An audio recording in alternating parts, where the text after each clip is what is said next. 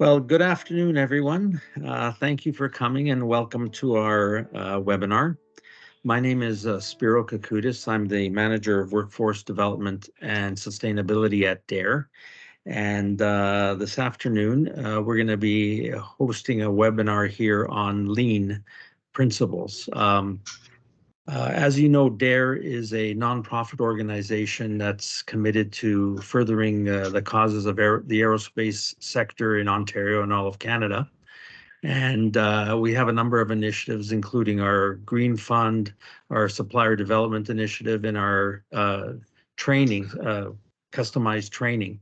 And as part of that, we have also had a number of events during the past year. And in those events and in our discussions with SMEs, lean has come up as an item of significance. People are interested in that, especially post-COVID, looking to improve processes and add value to the services that they're providing their customers.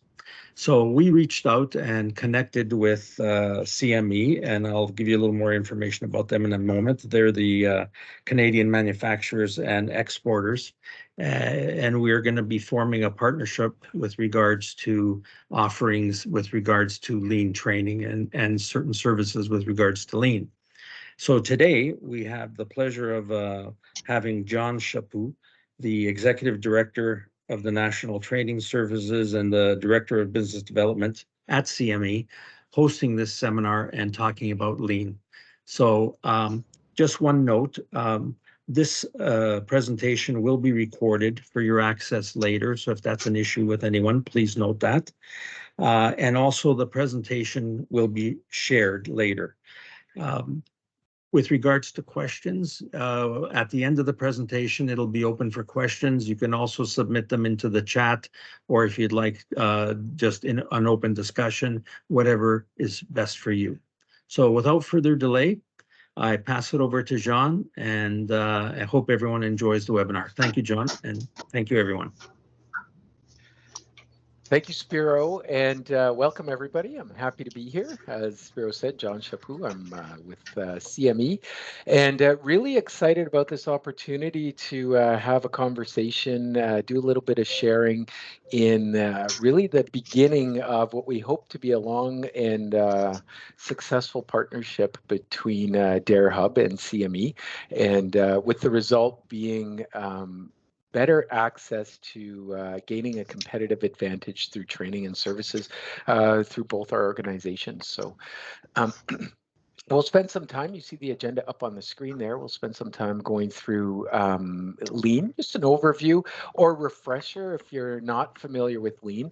It's just something to give us the overall understanding of how lean can help, and then we have a guest speaker with us as well. Dave Bartlett from Magellan Aerospace in Winnipeg is going to share a bit of a success story with you about how lean has helped them. Then some Q&A afterwards, and then we'll wrap up on time by 3:30.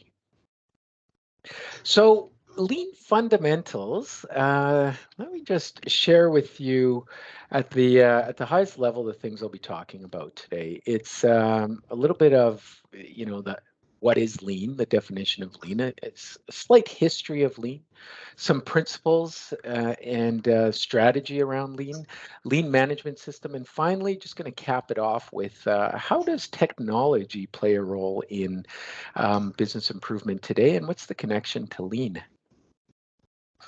So first of all, why lean? Well, I could tell you from years of experience doing this is the fact that our customers, we all have customers, and they want things better, cheaper, faster, often with options to go with it and flexibility. But it is really around our shareholders and our customers. We need to satisfy three people in general, and that's the reason for the triangle. Customers are at the top. We don't exist without customers. Our shareholders are, of course, the ones that keep us going and help us to be sustainable in terms of viability. And our employees make it happen. They're the enablers. Lean helps with all three perspectives there. And it really focuses on the process. This is the difference, if you're not familiar with Lean, to other management systems, management principles. It focuses on the process versus the result. If you focus on the process and you have experts in the field of understanding what adds value to our customer and what doesn't, build processes around that, the results will follow. So focus on the process and the results will follow. I like this saying from Dave Meyer he wrote the book Toyota Talent. Everything we do is for the purpose of showing us where the problems are. We must constantly identify problems to find their causes and solve them in order to improve for the long term. So we must constantly identify problems, find their root causes to solve them for the long term. What this to me really means is that if you're able to identify and solve problems at the root faster than your competitor, you have a competitive advantage. And at the core, that's what Lean's about. How do we solve problems that matter, problems that cause implications to the customers quicker and faster than anybody else? And more efficiently than anybody else, and make sure those solutions stick for the long term. That will give you a competitive advantage. And that's what Lean focuses in on. How do we do that? Well, there's so many ways. And Lean is a philosophy by and large about engaging people, about teaching people how to understand what adds value to the customers and what doesn't, but also how to gain the confidence to make changes. We all know change is uncomfortable. You know, what does Einstein tell us, or what did he tell us back in the day? It's doing about insanity. It's doing the same thing over and over and expecting a different result is a definition of insanity. So by virtue of that, if we expect to make change, if we expect to improve things, we need to change. And change can be tough. So if we have a process and systems and methodologies to follow, it's a little bit more comfortable, it's more sustainable, and by and large, it's more effective. These are the 5 principles of Lean that we follow and we adopt here at CME. And it starts with defining value, follows to mapping the value stream, then creating flow, establishing pull, and like anything, pursue perfection. Plan, do, check, act, as you may be familiar with in the quality circles that Dr. Deming taught us. So the first of the 5 principles is defining value. Well, the only perception of value that matters is the perception held by the customer. Think about that for a second. It's only the customer who really and truly defines value. Now, there's some caveats to that, but it comes with a larger understanding that maybe the customers don't know what they really need, so they're asking you for what they want. Maybe they don't know what you're capable of. If we have those conversations and we truly identify what the customer wants, and what the customer in particular needs, then we can start to look at our internal processes and identify all things that don't add customer value, customer support, as waste. We call it waste in the Lean world. It's not a bad word. It exists everywhere. In all processes, there's value-added processes and non-value-added processes, but that's what we look for in Lean. We don't look or aim at working harder. We aim at eliminating the non-value added components that are not adding direct value to the customer. We look at eliminating them or reducing them. So we increase that ratio of value added activity versus non-value added activity. So in this slide here, we're indicating that value is truly quality and service over cost, and that equals value. Our second of the 5 principles is mapping the value stream. Now, what you see there is what CME uses as a simple value stream map. Quite often, we use that. That's our tool of choice for the start of problem solving in identifying where the problems actually exist. And what we're simply doing there is mapping a process step by step entirely from beginning to end. And we could map that process from maybe it's a desktop operation, like physical on a workbench that takes 5 minutes, or it could be dock to dock. It doesn't really matter. We use the same process. We map out each step, and then we identify where the value is being added, where the non-value added activity is happening. And then as a group, we'll understand where can we focus to get the biggest return for our time investment in terms of problem solving. Problems take many shapes. It could be quality, could be lack of productivity, could be a number of other things. But through a value stream mapping process, again, team-based, we're able to find where do we have the biggest opportunity for a time investment, and we zero in on that. So this shows the indication of creating flow, not just from person to person within our organization, but from supplier to customer, entirely looking at the value chain. So if we really think about it, what really matters to our customers, how quickly we could get the goods or service in their hands, and they don't care about anything else in between. They don't care about supply chain issues. They may understand it, they may accept it, but they don't really care. They don't care about internal hiring challenges or attendance issues or safety program. What they care about is what we've promised to deliver them in terms of a good or a service.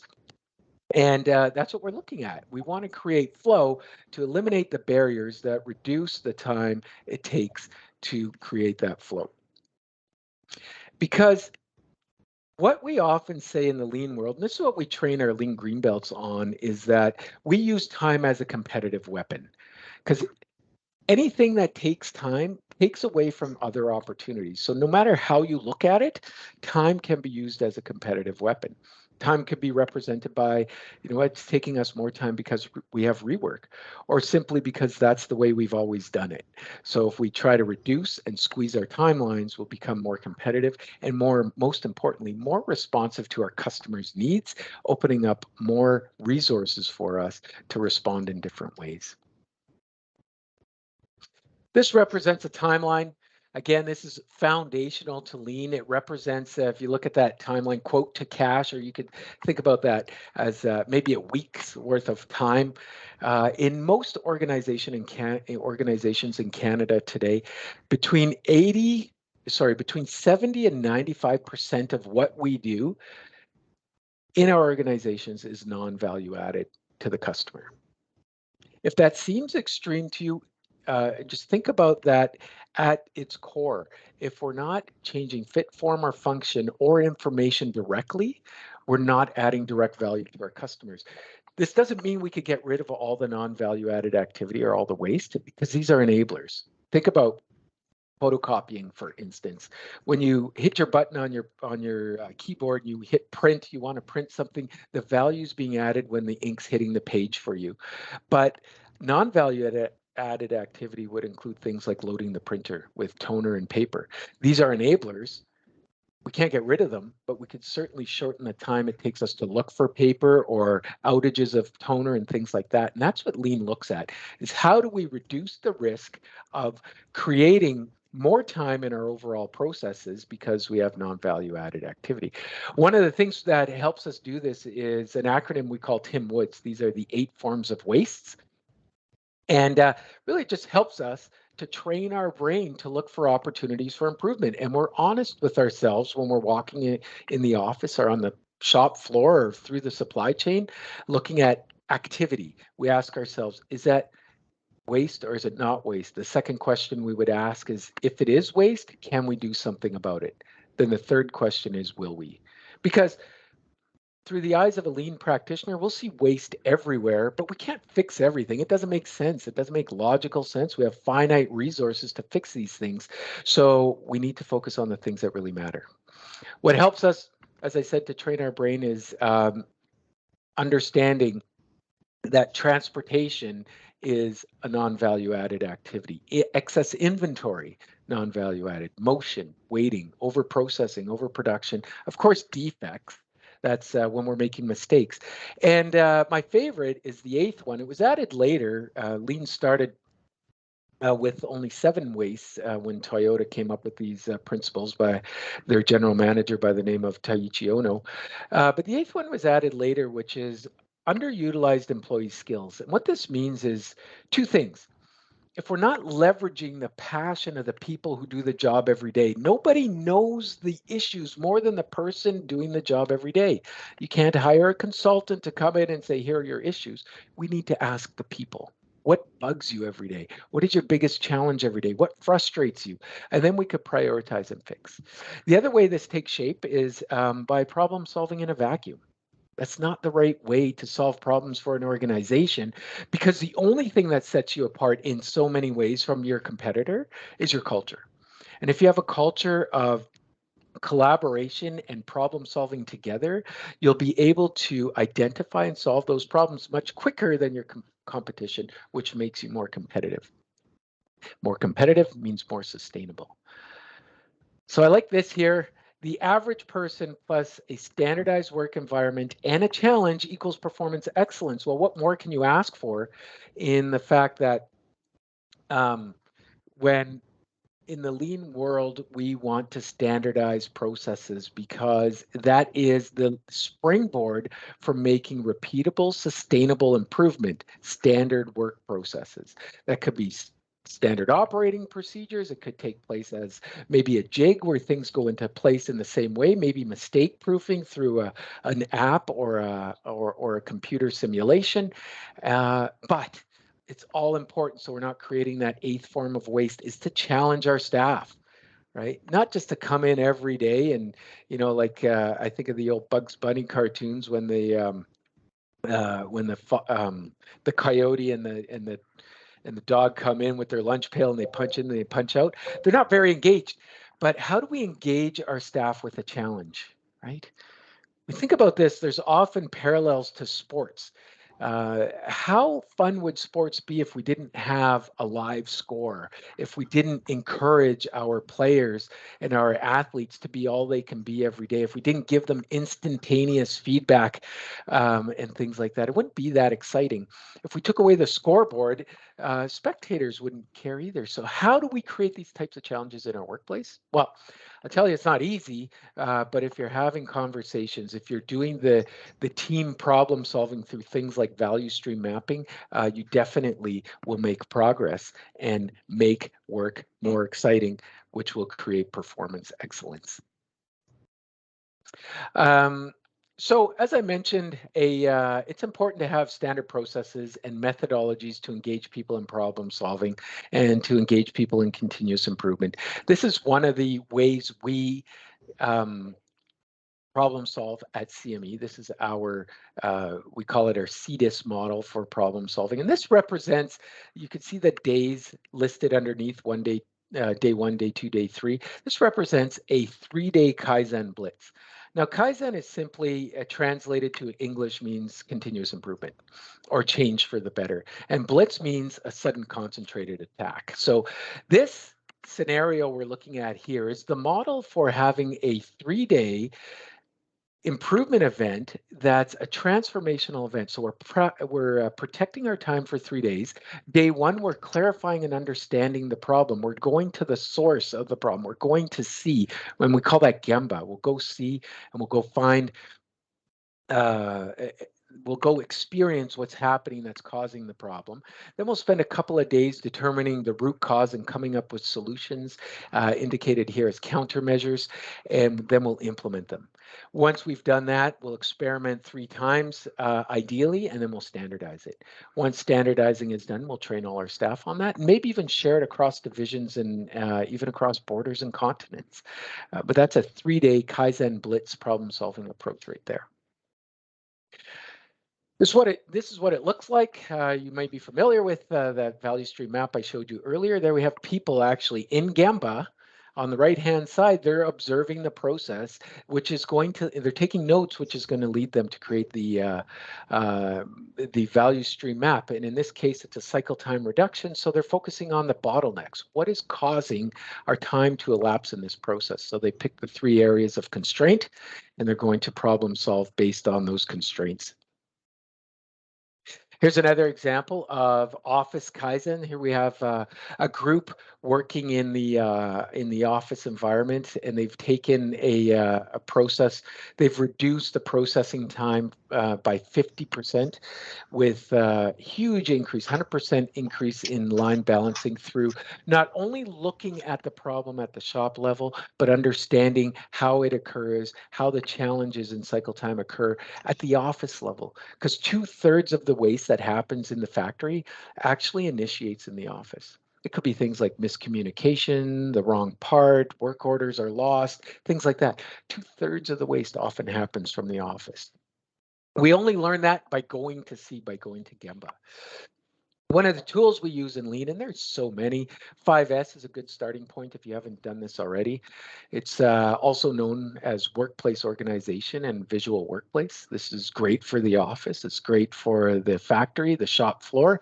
And it's really fantastic if there's shared areas. And it's simply, people often refer to it as housekeeping, but that's not the case. Housekeeping is really the third S. First of all, we look at an area and we say, well, what's this area used for? And then let's sort out all the things that aren't necessary to do the job we've defined this area to do. Then we set things in order. This is a place for everything and everything in its place, giving consideration to what's used more often. Let's give that prime real estate versus the things that are not used very often, don't need prime real estate. If it's shared, where does it go?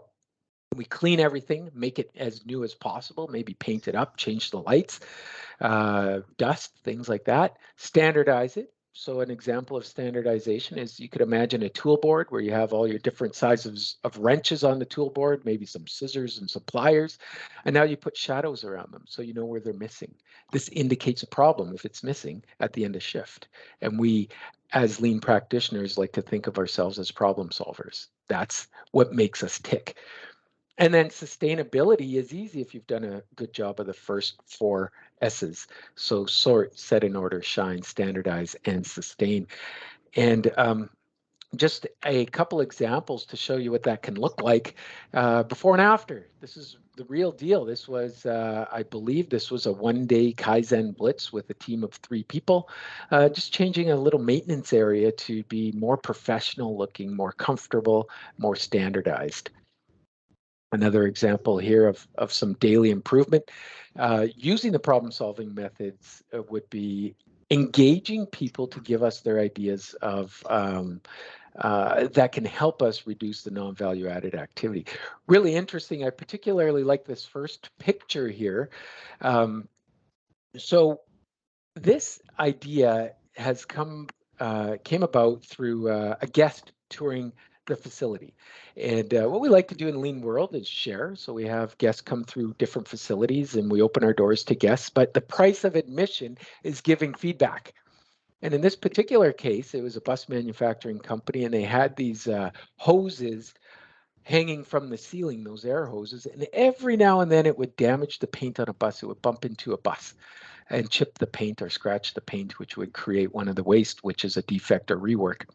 So a tour went through, somebody wrote on their tour paper, well, to avoid that defect, why don't you put toilet plungers on your hoses? And as a result, they did that across the whole factory, never had a defect for the same reason. Very simple. The sequencer is just making sure first in, first out works. It was important in this case. I forget what the product is. Looks like a spring maybe. Load it from the top, draw from the bottom, and also have a flap there so you know which port to draw from first. Is it the one on the left, the right, or the center? Same thing with the placemaker. See, again, not using money to solve a problem, but using your brain, and that's what Kaizen is all about. And this is just showing where do you grab from next, move the little golf ball indicator along the line. We got really good at visual workplace during COVID, and the 5S practitioners of the world were like, see, I knew that. I knew this is how it should work. So visual indicators around the workspace and shopping malls. Personal favorite of mine, and if you travel a lot, please do me a favor. My lifelong mission is to have people take one step away from the conveyor belts at the airports, just so that everybody can see what's coming. You step in to pull your luggage away, and then you step away versus huddling around the conveyor, making it hard for everybody. This is accomplished in this airport just by putting visual indicators on the floor. Another visual indicator is, this is a restaurant in Japan, and it's just showing how long is the wait using an and-on system and a visual indicator. If it's green, step right up, sit right down. If it's yellow, 5 to 10 minutes wait. If the light is red, 15 minutes or more. just a few more slides to go through here, and an example of leader standard work on the screen. And this is where we teach lean practitioners to manage their day in a way that even we're able to commit time to ourselves to deal with the unknowns. So for instance, between 8 and 9, I do a Gemba walk, meaning I go walk and I talk to the people and I take notes. Between 9 and 10, it's open time for me to deal as a leader, for me to deal with the things I learned in Gemba. 10 to 10:15, I have a huddle and so on. So you standardize your day to the amount that is important for your level of leadership. This also encourages networking, team building, and understanding what's really happening. Again, leveraging or eliminating the eighth form of waste.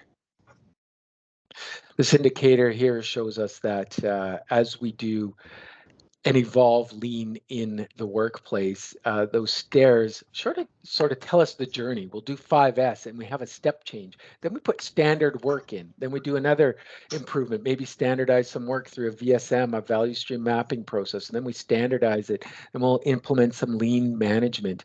And this continues through the plan, do, check, act cycle.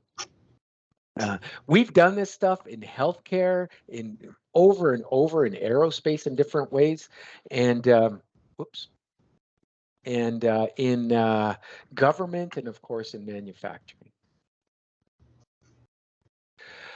So this is a fairly cleaned up work environment where we're talking about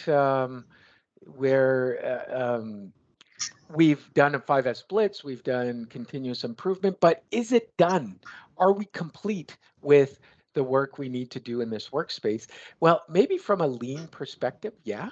Maybe we're pretty good. We're not going to get too much more return on our time investment, but this is just the beginning, really. If you've really refined your processes through lean principles, value stream mapping, 5S, Kanban, and other things, we're really just at the beginning of our journey, and then we'll layer on the 9 pillars of advanced manufacturing to that.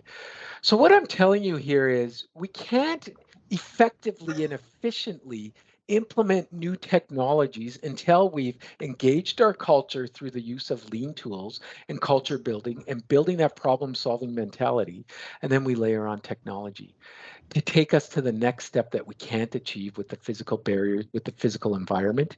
And this is where you could see the pillars of advanced manufacturing there. So just in closing for me for now is technology is the next evolution of lean, and the winners will not be determined by who has better technology, but who is better able to adapt new technology to transform their work environment, to transform their current systems, to work with their people to integrate technology and people and creative thinking, and to provide products and services that are easy to incorporate into their customers' existing systems. So how do we adapt our technologies to integrate with our customers? I'll leave it there for a second. I'll come back just to do a wrap up after we hear from my friend Dave Bartlett at Magellan Aerospace. Dave is the director of quality, and he's a longtime lean practitioner and aerospace employee. He's going to share a story about his journey, part of it anyway, at Magellan Aerospace. So over to you, David. Yeah, thank you, John, and good afternoon, everyone. Just a bit of background about Magellan Aerospace. If you don't know about the company or the corporation, it's a Canadian-owned company, and it has 18 divisions throughout North America, the UK, India, and the United States. So Magellan Aerospace, the division that I work at in Winnipeg, is 500 plus people, and we do aero engine, we do aero structure, we do rockets, we do satellite components, and we do processing, tank processing. So we're really a turnkey facility, and the facility has been at this location since 1930. So will be 100 years, established 100 years in a very short time. So it just gives you some background. So having said all that, I'll talk about our customers. So we have customers like GE, Rolls-Royce, Pratt & Whitney, MDA, Canadian Space Agency, Boeing, BAE. So all these customers require quality. They need quality product on time to the requirements. So having listened to what I just said, you can probably imagine that we have had a culture of continual improvement and quality and lean. And I'll give you some background in my involvement with CME. 3 years ago, the continual improvement reported to the manufacturing group at Magellan Aerospace, the division that I'm at. And then with some restructuring, continual improvement moved over to quality.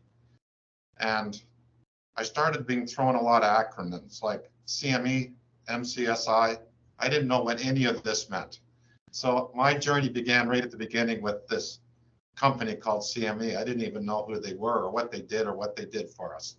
So my journey started right from the beginning 3 years ago. And I'll give you some of my experience with our involvement with CME. We're a tier one. We pay for tier one service, which is the top service. So what does that mean, being a tier one person or company?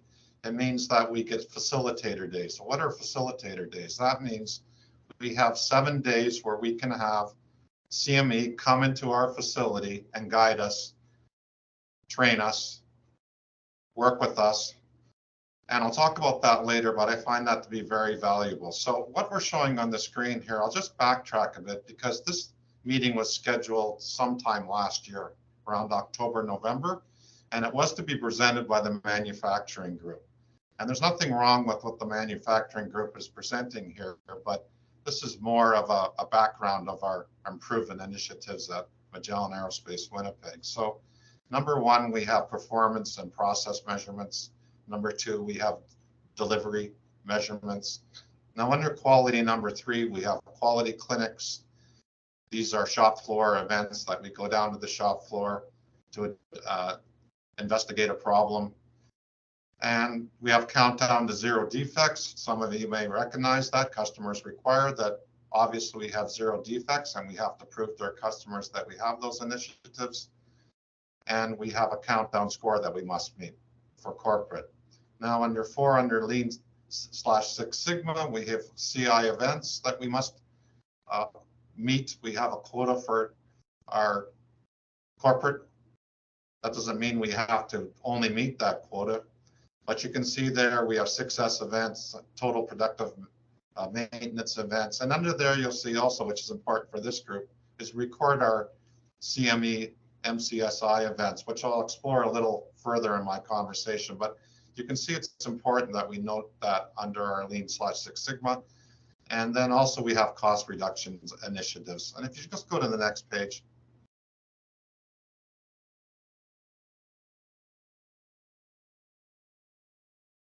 John talked about moving to the next level with technology. What you're seeing there, 1, 2, 3, 4, 5, are major pieces of equipment that we're bringing into our facility and have brought into our facility. But of course, if you bring equipment into the facility like this, which is worth millions of dollars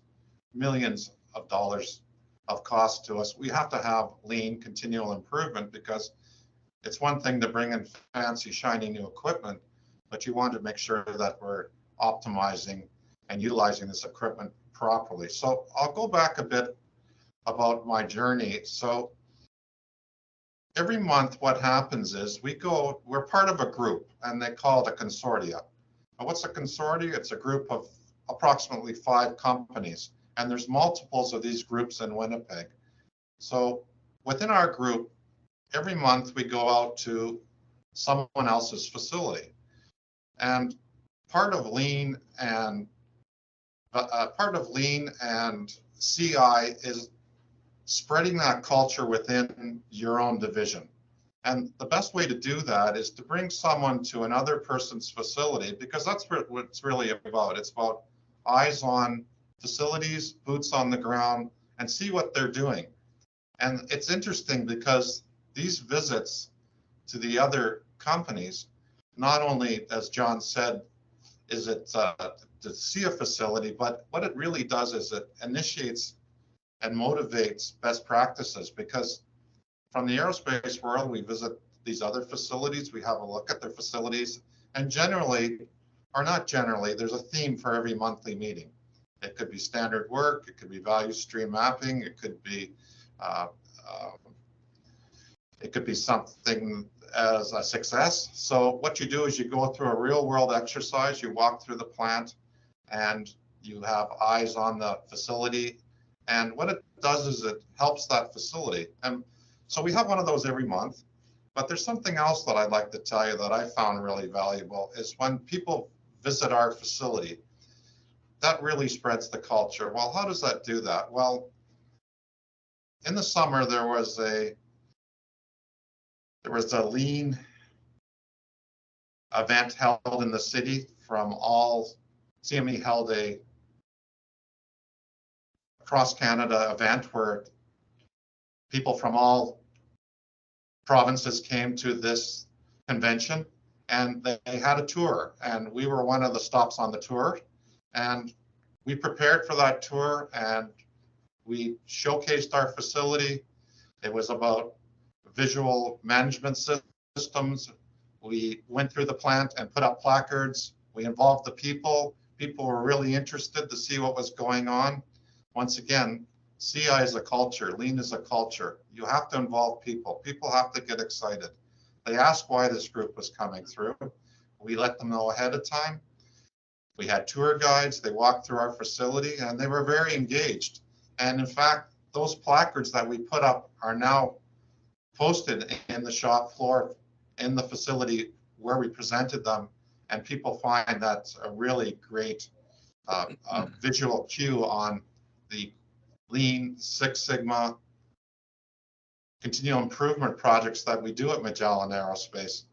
And then a second event that we held at our facility was for the other groups or consortia were invited to come to our facility, and we held the same tour.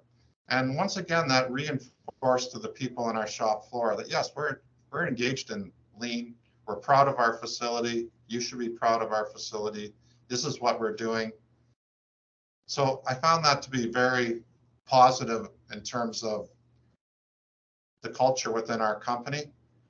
And then something else they have for us is that I talked about the 7 days of training, is they have something called a shared Kaizen program. So what is a shared Kaizen program? This is where you go out to 3 facilities. We had 2 people go out to these 3 facilities, and the first one is the module is a 5S.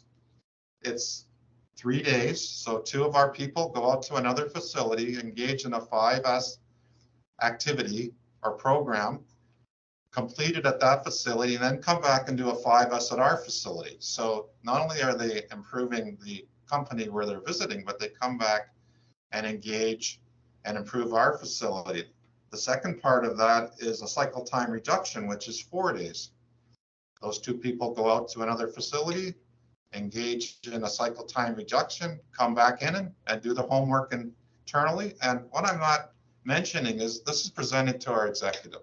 So what's better to promote continual lean than to have the executive involved in seeing the benefits of these learnings and the practices when they come back to our facility. And the third module is an office Kaizen. And in the second group of people, we did it in our own facility. And John showed you the office Kaizen. We did it in our facility. And I can tell you it's sustaining. How's it sustaining? Because our general manager is there. There are actions that came out of the meeting. We're tracking those actions. So once again, it's what I see is visibility. CI as a culture. It has to be promoted. And I can tell you the value of the money, and I'm not going to talk about it because I'm not a commercial person, but John can certainly talk to you about it. But the money is very good value for what it is. And I'm glad, John, that you asked me to promote or talk about CME. And This is my experience in it. And because we haven't had a CME, a CI person recently, because the person moved onwards, my involvement with this, with the CME has been very direct. So everything I speak of, I rolled up my sleeves and I know what CME is about. And I've been on a lot of the tours, and I managed a lot of the tours at our facility. So I see it as very beneficial. And the other thing is it's continuous. It never stops. So it's very important that we promote our company. We're proud of our company. But not only that, we share, because it's a competitive world. And we want to share with the local companies within our group, within our consortia, our best practices, and to make those companies strong as well. So having said all that, I know there's a question and answer after this, and I thank you for listening. If there's any questions, I'm sure I can address them at the proper time. So thank you, John. Awesome. Thank you, David. I really appreciate you sharing part of your story, because I think it's a good one, and it really is impactful. So thank you. So a couple of things that David had mentioned, I'm just going to clarify a little bit, is the David, I believe you were referring to the Lean conference last year, which when you were giving That's tours. Right. Yeah, so that's something that CME does on a 3-year rotation. It's an international Lean conference, and it's it was held here in Winnipeg last year. Will be held here again in 2025. But again, I believe for me, important things like conferences, peer-to-peer networks, and sharing is really about getting people engaged, enthusiastic, and motivated. And just as David was saying, it is, I don't think you use this word, but I believe lean is contagious. When you have success, when you're engaging people, when you're accessing people's brains, and you're celebrating the wins, and you're collectively managing through where maybe the losses, where because you're not going to win every time, it's motivating and it becomes contagious. So if you're asking yourself, okay, now what? Yeah, it was either a review or a refresher or maybe something new, but what do I do? How do I get going? How do I build a lean culture in my organization? Well, there's a bit of a recipe that's proven. And more than anything else, if I can recommend or advise you, or maybe even plead with you to do something, and it's share. Whether it's through a formal network, whether it's through picking up the phone and calling the company around the corner to say, hey, can we tour your facility? With the intention of learning something and seeing if you can adapt it to your facility. That's number one. Sharing within your facility, it's still sharing. Go to different departments and have people brag about the things they've done well, or the new creative ideas they've done. Share your ideas with them. Invite people from other departments to come and see what you have done. And it doesn't have to be like departments either. In fact, you might get somebody from the office with great ideas on the shop floor, because maybe they build birdhouses on the side, or maybe they have some other hobby that can contribute. So number one, share.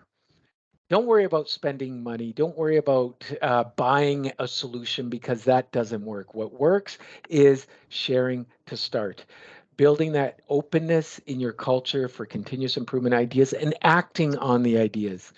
You can't share and let it die. Share and activate and execute on the ideas you come up with. And there's a formal way to help make the sharing and the learning more effective. And that is what I'm showing you here on the screen now is the CME's training modules when it comes specifically to Lean. Right at the bottom is Lean 101, which is a one-day awareness session. Pretty fun. The morning's theory, a bit of simulation, and icebreakers. The afternoon is building, coincidentally, Lego airplanes in 3 different stages, where we're visually learning and physically learning about a factory in these 3 simulated days. Day 1 is traditional, not very effective. Day 2, we implement some lean and it's better. And day 3, it's great because we've implemented a lot of lean. Excuse me a second.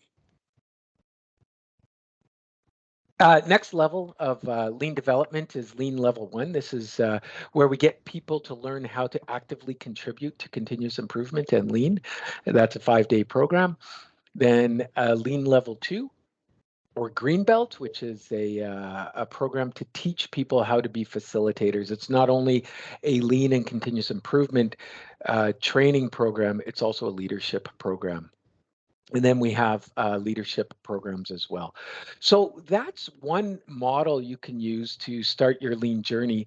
And it ties to, you can see this is a pretty busy slide with all the elements here of what CME currently offers in different areas across the country for lean and continuous improvement. And just keep in mind, it's all aimed at helping companies like you compete and improve and serve the customer better. And I've just highlighted those 7 areas there because when I talk about recipe, this is a good way to do it. Get some Lean 101, ideally for all staff or all key staff, or at least a significant portion of your staff. You could easily put 20 people in a Lean 101 program on site in a day. Then that's the prerequisite for a yellow belt. But somewhere along the line, maybe you want to do some Lean for leaders, a couple of days of training for your leaders, where it sort of integrates Lean 101, yellow belt, and green belt at the executive or leadership level over the course of 7 days, depending on the model you take, between 1 and 7 day program. And a lean assessment is also another tool that helps to build vision and strategy around customer value. A lean assessment is a 2-day program. We come on site, you get a facilitator to come on site for a couple of days, interviewing cross-section of staff, taking a plant tour, so going to Gemba to understand what you're actually doing, and then giving you a report at the end of the 2nd day. So within a 2-day span, you've got the introduction through to the interviews and the tour and a final assessment, which is we also associate a score to that. So you're benchmarking yourself against yourself, and you could do that year over year or every 2 years. But what it really does is uncovers the opportunities for improvement, and it also exposes your strengths. So just another way to show what those programs are that I just explained is Lean 101 is a 1-day awareness session. The Lean Yellow Belt is a 5-day certificate course. Green Belt is a 15-day certificate program, and then the leadership programs down below. Now, all of our training is really built around those 5 principles of Lean, and they also all leverage peer-to-peer learning. So it's not just a facilitator in the front of the classroom telling you what you should do and showing you some slides. There's active participation, there's peer-to-peer learning, and there's also learn by doing. Other than the Lean 101, there's homework assignments that are required before you could finish the course, which does 2 things. First and foremost, it forces the participant to try and experiment what they've learned in class and gain the confidence to do it again.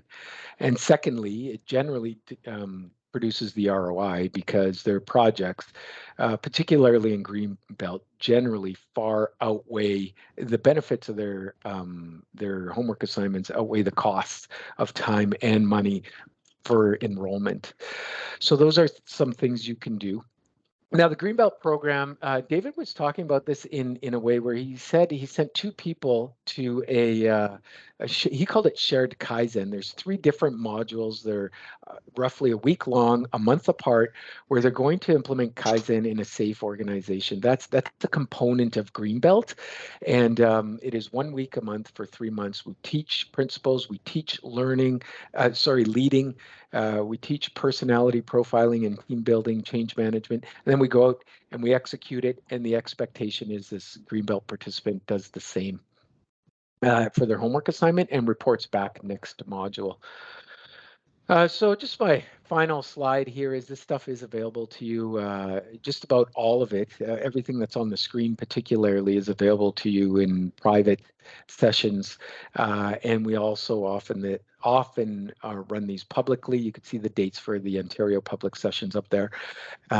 Keeping in mind that if you have a specific need and you want some advice on how can you solve the need, whether it's cultural, whether it's operational, give us a call and we can try to support that. The advantage to you is being linked to DAIR Hub is through our partnership, you get the CME member rates. So if you're ever browsing through our website, thanks to your DAIR Hub membership, you get CME member rates. And in a nutshell, it's very high level. Hopefully there's been some value to you, but I'll certainly open it up to questions and welcome any questions you may have. I'll stop sharing right away so we can see each other. But just keep in mind that CME is the nation's largest and oldest manufacturing association, and we're non-for-profit. So yeah, we do charge for this stuff, but it's to help us develop new things. And our goal and our mission is to help companies grow.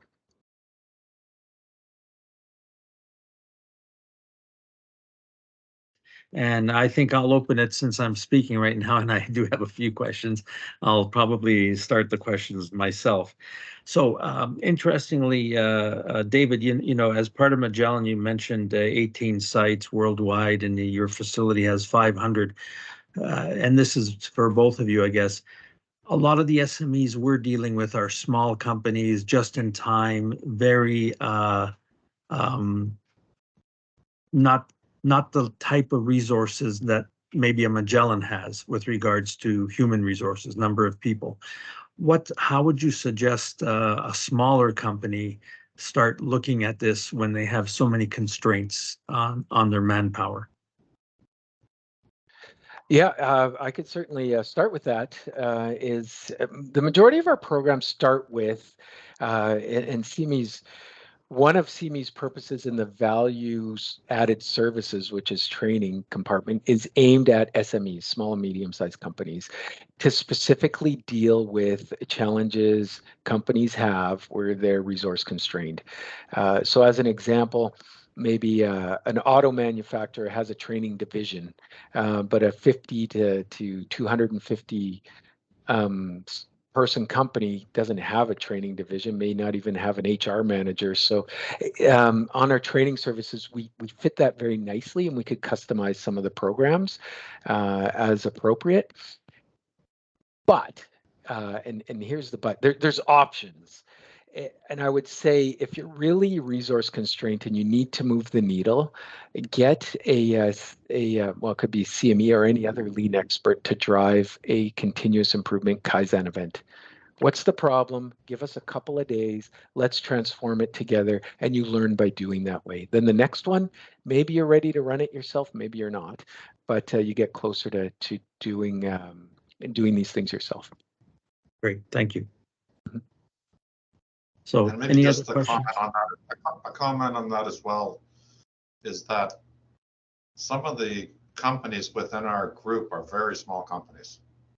They're approximately 20 employees. So I've been most impressed with what can be done with a small group of people like that. That actually, sometimes the bureaucracy in a large corporation or a division like ourselves can hinder. But what I've seen when I've gone to these smaller divisions is that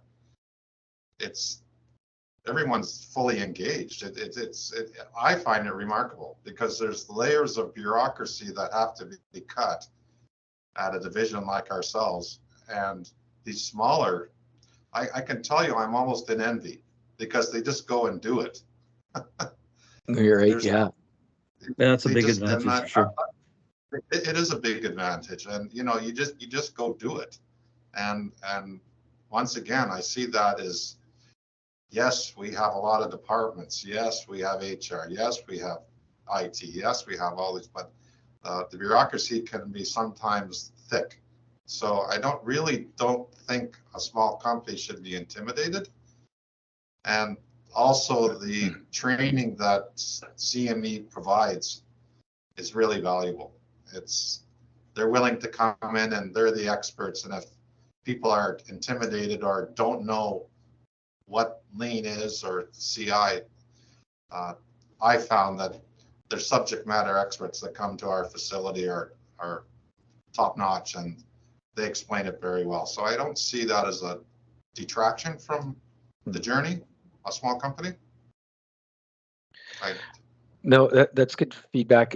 Thanks, David. Maybe if I could just add to that also, Spiro, is that I think the reason why our model works is we do promote that sharing, and we're not consultants.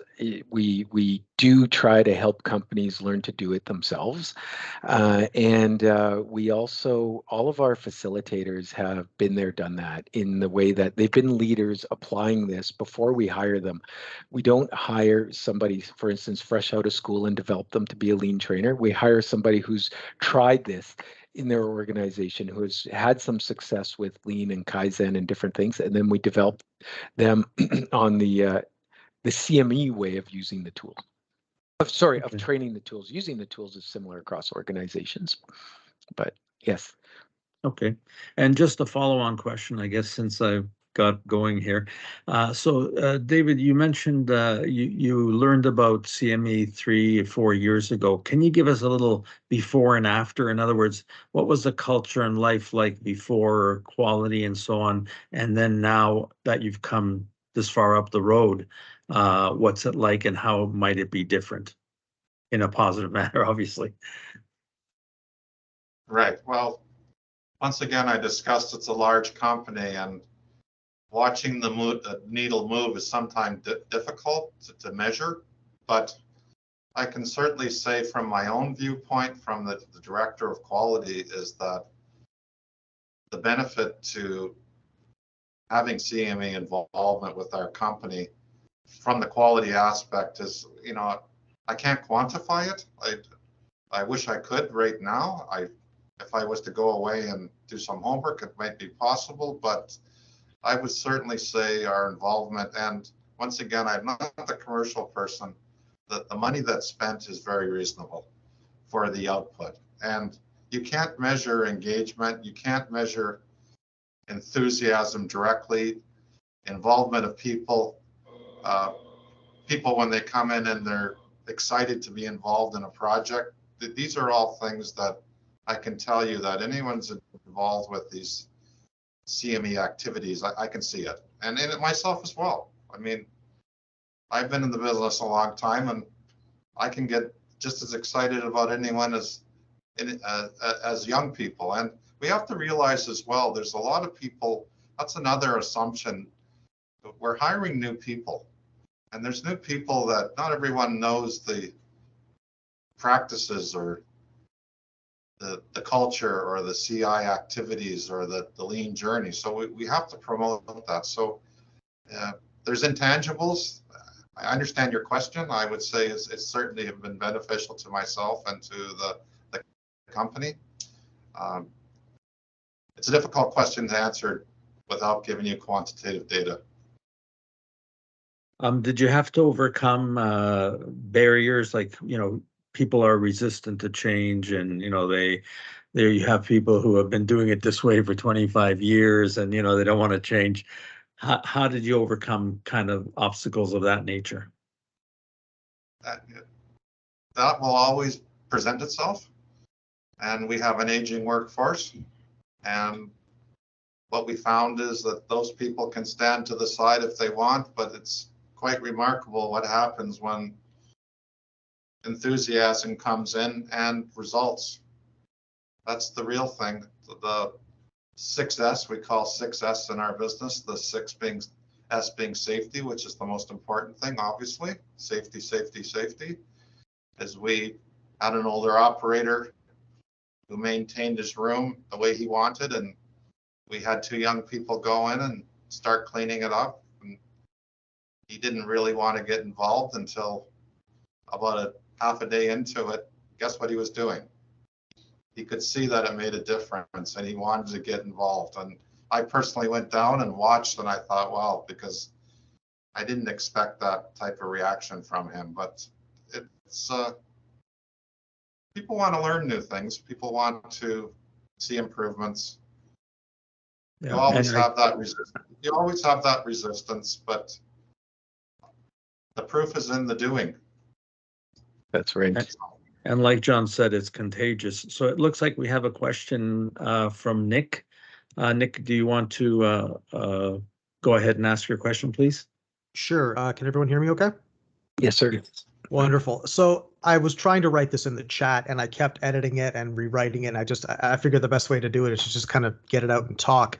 I want to talk about, because the conversation has been such that you guys are talking a lot about culture. And I found that in my experience, company culture is a lot like a non-Newtonian fluid in that you see it sloshing around and you think, oh yeah, this is a fluid. I can just add something in there. And then as soon as you try to incorporate it, it smacks against it. What and this is the part that I had trouble writing. How do you shift from compliance to engagement? And I think that's the biggest challenge that I've seen, because I mean, in my head, I came from the world of automotive, and I mean, you know, there's tons of volume there. What sort of universal techniques, if you've seen any, that that companies of all sizes can use to help move that needle and create that culture of, oh, look, this needs to be moved an inch to the left. I'm going to do it even though I don't need to be told to do it. How do you do that? So, Nick, thanks for the question. In my experience is, I mean, that's a brilliant question, because early on in my career, I learned this. You may know a gentleman by the name of David Hogg. He's originally from Ontario, but he has been a mentor of mine, and he taught me that culture eats strategy for breakfast. And there's no question, if you don't have the culture to back what you're trying to do, you could have all the plans in the world and they're going to fail. Whether you believe you can or whether you believe you can't, you're absolutely right, is sort of another cliche.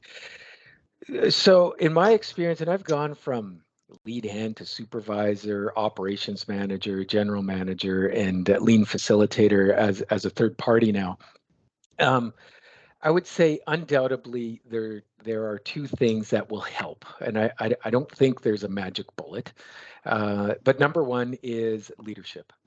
You need leadership to have a vision that engages people. So I guess there's maybe three things, because leadership leading to engagement, but engagement, I would say, is futile. It's not effective if it doesn't have purpose. Like just, hi, how's she going? How's your day going? How's your weekend? Is not going to help move the performance needle very much. It's going to help build connections and communication. So we, once we've established a vision and can communicate, we need to pin that down with some sort of education. And again, just like David, I'm not a marketing guy, a sales guy. I do this stuff because I believe in it. But your people need to know what you're trying to do and have some sense of how you're trying to do it. And a common message would be something like this. We know we need to compete because the world is changing, and in order to compete, we're going to apply some lean principles. That may be new for our organization, but not to worry. We're going to teach you how to apply lean, and we're going to also understand how it can help you so that your job doesn't become threatening or scary, or maybe you're exposed for something you think everybody believes you can do, but you're not confident in doing. So that change management piece that comes through communication and engagement, and then listening to the people and engaging them again in the transformation. We can't do lean to people, we do lean with people. So those three things, sorry, I went on a bit of a tangent there, but would be having the vision, engaging people to contribute to the change, and teaching them how we're going to do the change. I don't know if you have something to add to that, David, in your experience.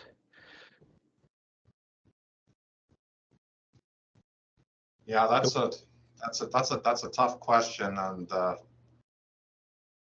my thought on that is we're going through that something right now. went through a Gallup poll process right across all divisions last year about those very questions about engagement and recognition. Those were the top two within my department. Anyways, I can speak for my department. And how do we recognize that? Or how do we know that recognition and engagement are important? It's because that's what people voted on in the poll. So it's not just the poll. What we did is we had a meeting with our people and we asked them, we said, well, this is how you voted, but can you explain to us why you feel that recognition and engagement need to be improved? So in my experience, it's involving the people, having them speak to address the deficiencies that they personally have voted on. And it's interesting enough is that they had all the answers. I didn't. When I was in the meeting, I let them tell me, and I learned that from Gallup, is that ideas and culture come from the bottom up. They don't fall downwards. And if they fall downwards, they can hit someone on the head so hard, they don't want to listen. So it has to percolate upwards. And I found that's just a recent example. We just went through that, and they had great ideas. And it's a minor shift, but the culture is now that we have a employee of the month, we have an award, we have a luncheon, and we have a bit of team building. So they told me all that. I didn't tell them. So that's a cultural thing to me. That comes from the people. The people told us, and they're the people. The rubber hits the road on the shop floor. They're the people that make the value for the company. I'm overhead. Not value added, but necessary. Yes. I don't know if that answers your question, but I really think it comes from the people. Like, the people have to be engaged, and that's a specific example that I just went through just recently. So it does answer the question a fair bit, and that was actually going to be a bit of a follow-up. It's like, where does this come from? Does it have to come from the top, or does it have to come from the bottom? And you kind of just addressed that now. That was wonderful. Thank you. Yeah, thank you, Nick. Any more questions, either from the chat or anyone who would like to pose a question?